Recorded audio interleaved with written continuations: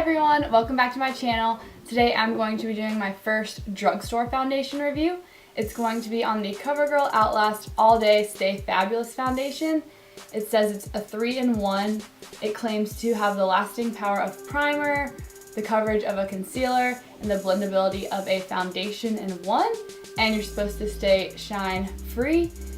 It also has SPF 20 and I'm using the shade Classic Ivory 810. So I will apply this before work as usual and then film when I get home to see how well it lasted.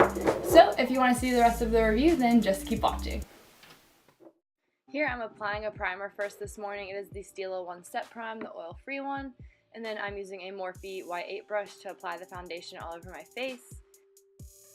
You'll see me pull some brush hairs off of my face because this brush has started shedding, which is very unfortunate, but I guess I'll just have to use something else.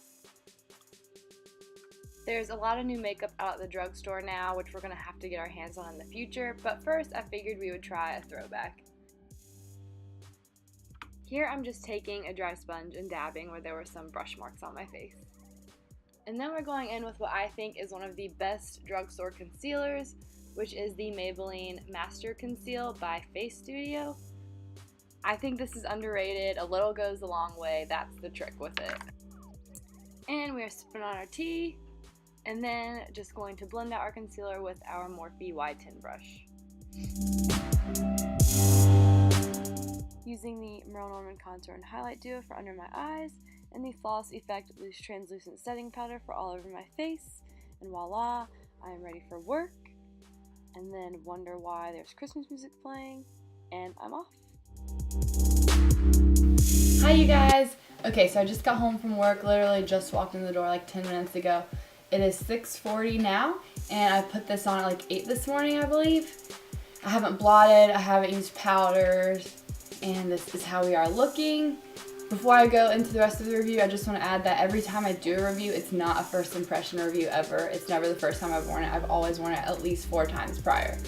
So, I have to say, I am highly impressed, kind of shocked still, with how decent my foundation is looking and how not oily I am. I'm really taken aback. I had low expectations, like really low expectations. My only beef with this foundation that I noticed that I have to do is I have to use a lot. I used 4 pumps this morning, 2 for each side of my face. I feel like that's what you have to do. The other times when I only used 2 pumps for my entire face, it was like I wasn't even wearing foundation by the end of the day. It wasn't that my face looked super oily, but it was just very sheer medium coverage from the get-go, I felt like. So I think you have to use a lot with this foundation. I did use the Smashbox Primer Water and the Stila Primer that's oil-free this morning because I was so skeptical about it being drugstore. I wanted to give it all the help it could get. Maybe that helped a lot. I mean, that's what I did over the weekend as well, and it seemed to work fine. But I'm always like extra skeptical for the work day. Like, okay, it looks good on the weekend, I get that, but is it actually gonna get me through an entire day of work? So anyways, it's been over 10 hours. All my makeup is looking pretty decent with it, and it's a cheaper price. You're gonna be using more. It seems like if you have really oily skin, probably not if you have dry skin. If you have really oily skin like me, you might be using a lot of pumps. It is cheaper, use more expensive, use less. Because most of my higher-end foundations, I only need like 2 pumps.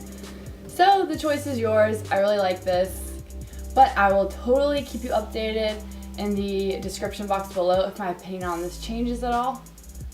I think it speaks for itself. So thank you guys so much for watching, and I will see you next time.